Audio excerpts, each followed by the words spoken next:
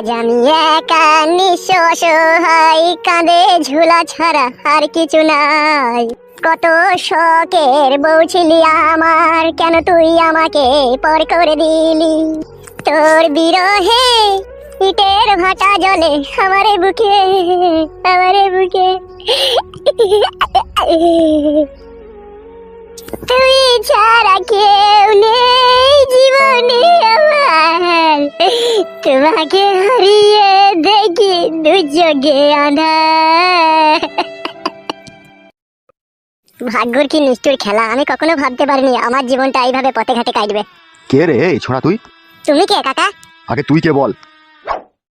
কাকা আমি একজন পথের প্রতীক। পথের প্রতীক মানে? বিষয়টা বুঝলাম না। কি আর বলবো কাকা, দুঃখের কথা। বল বল, কি হয়েছে কি? ঘরে আমার সুন্দরী রূপসী বউ ছিল, কোন সুইরা বাচ্চা নিয়ে পালিয়ে গেছে কাকা। কি বলছিস মানে? এই সর্বনাশ কে করলি রে? সেটা যদি জানতে পারতাম কাকা, আজকে কি আমি পথের ভিখারি হতাম বলো? সেই শালাকে জেলে ভরে পচাতাম আর আমার বউকে যেমন করে তার কাছ থেকে নিয়ে পালিয়ে আসতাম। তাহারে কে তোর বউকে লিগেছে কি না লিগেছে কোনো খোঁজ খবর পাইনি? না কাকা, কোনো খোঁজ খবর পাইনি। আজকে 8 মাস থেকে তাকে আমি খুঁজে বেড়াচ্ছি আমার বউকে। বিশাল দুঃখের কথা শোনালি তোরে মনে? হ্যাঁ কাকা, বুকে পাথর বেঁধে ঘুরে বেড়াচ্ছি। তা তোর বউকে পেলে তুই এখনো লিবি? হ্যাঁ তা লুবো না কাকা, ওর জন্যই তো আজকে আমি পথের কাঙাল। তুই তো মানে বিশাল ভালোবেসেছিস রে তোর বউকে। শুধু বউকে ভালোই বাসিনি কাকা, বউয়ের জন্য দুবাইয়ের ব্যবসা শুধু ছেড়ে দিয়েছি। 7 লাখ টাকার বাড়ি আজকে মরিচি পড়ে গেছে, ঝুলিও পড়ে গেছে, ঝাড় দেওয়ার লোক নাই কাকা। আমি বউ খুঁজে খুঁজে বেড়াচ্ছি পথে ঘাটে। তাইলে বুঝতে পারছো কাকা আমার বউকে আমি কত ভালোবাসি। সে তো তোর কথাবার্তাতেই বুঝতে পারছি। তা এখন তুই কোথায় যাবি, কোথা মনে করছিস? কোনো ঠিক ঠিকানা নাই কাকা, আমার কোনো ঠিক ঠিকানা নাই। আমি যেই রই রাত সেই রই কাঠ। তাই নাকি? মানে বিশাল টেনশনের কথা শোনাচ্ছিস তুই তো। হ্যাঁ কাকা। তুই এক কাজ কর। জি বলেন কাকা। আমি এখানকার এমএলএ, বুঝলি তো? হ্যাঁ বুঝলাম। তুই আমার সাথে চল, আমার পার্টি অফিসে থাকবি। চলো কাকা, তাহলে ভালোই হবে। ওখানেই থাকবি, ওখানেই খাওয়া দাওয়া করবি, আর আমার একটু 5 ফার্মার শুনবি তুই। আর বউ খুঁজবো না কাকা আমি? মাঝে মধ্যে খুঁজতে যাবি, ঠিক আছে? আর তোর বউ কেমন কি না, তোর কোনো ছবি আছে তোর বউয়ের?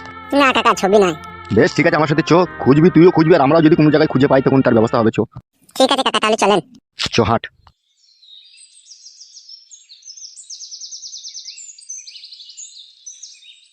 কি আর বলবো মারুপা, বল জীবনের সুখ খুঁজতে এসে এমন অতই সাগর জলে ভেসে গেলাম, যে জলের আর কোনো কুল কিনারা নাই রে মা। আমিও তো একটা ছেলেকে ভালোবাসলাম, বাবা তো তাকে মারধর দিয়ে নিয়ে এলো। দিয়ে ছেলেটাকে দিয়ে কি করলো আমি কিছুই বুঝতে পারছি না। তোর বাবা তো একটা মস্তান, একটা গুন্ডা, ওর কাছে মেলা গুন্ডা আছে মা। হ্যাঁ মা, তাইলে পাঁচুর কি হবে মা? পাঁচুর কথা ভুলে যা মা, তোর বাবা যা লোক দেখে, তাকে কোথায় মেরে মার্ডার করে কোথায় খালে বিলে পুঁতে দিয়েছে। সত্যি মা, বাবা মার্ডারও করে, সব করে। ও কাদা কুকুর বেটা, ও জুয়ান কি, ও সাপে কাটা সব করে। বাড়িতে আছো নাকি? কে? ভাবে আমি ফটকি গো। ও এসো এসো ভাই এসো। বলো ভাই। ওই যেটা বলছিলাম না ভাবে, ওটা নিয়ে আইছি। এই তুই ওই ঘরে যা। কেন মা? ওই ছেলেটা এলে কাটে আমাকে বলে ওই ঘরে যেতে কেন? তোকে যেতে বললাম, তুই যা। বেশ ঠিক আছে।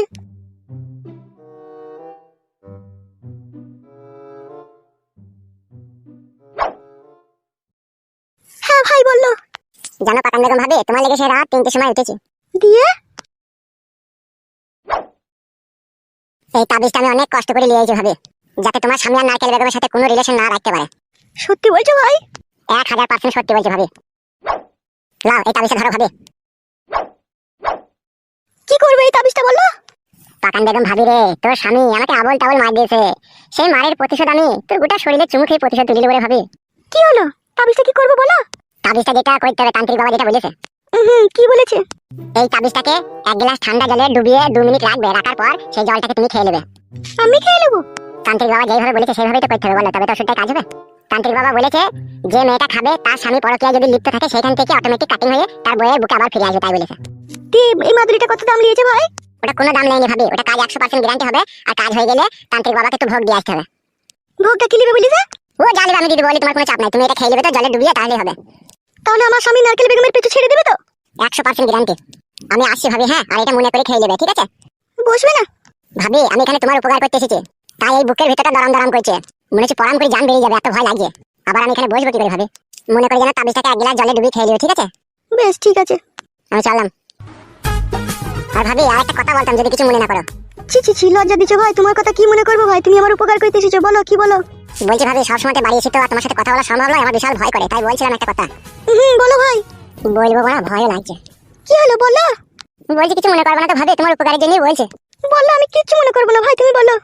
বলছি যদি ফাঁকা পাও আজকে সন্ধ্যেবেলায়, ঠিক আছে? তাহলে তোমার বাড়ির সামনে যে বাগানটা আছে ওইখানে একবার তুমি আসবে, আমি আরো তোমার লেগে খবর নিয়ে আনবো। এখানে বাড়ি এসে বলতে তোমার কি অসুবিধা হবে?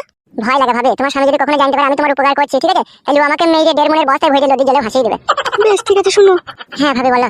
শোনো, তুমি কখন আসবে কি না আসবে তখন তো আমি আর জানতে পারবো না। তুমি বাড়ির সামনে এসে জোরে একবার টুকি বলে চলে যাবে, হ্যাঁ? তাহলে আমি বুঝতে পারবো তুমি এসেছো, ঠিক আছে? আর তুমি ওখানে চলে যাবে, আর আমি 2-5 মিনিট পরে তখন যাবো, হ্যাঁ? বেশ বেশ হবে, তাই হবে, হবে, তুই কি বলবে সে? বেশ ঠিক আছে, এবার যাও। ও ভাবি, সত্যি রাস্তা তুমি বাইক দিচ্ছ? দাদা, তাহলে আমার সুবিধা হবে। কি হলো, আমার মুখ মানে তাকাইছো? এমনি এমনি তাকালাম ভাবি, যাই আমি। চুকে না চাপা, সুকে সাকুনা সাকুনা, আমি আর এখানে থাকু না। এই তাবিজে ডুবানো জল খেয়ে ভাতা তোকে আমি নারকেল বেগমের পেছু ছাড়াবো, তবেই আমার নাম পাকান বেগম।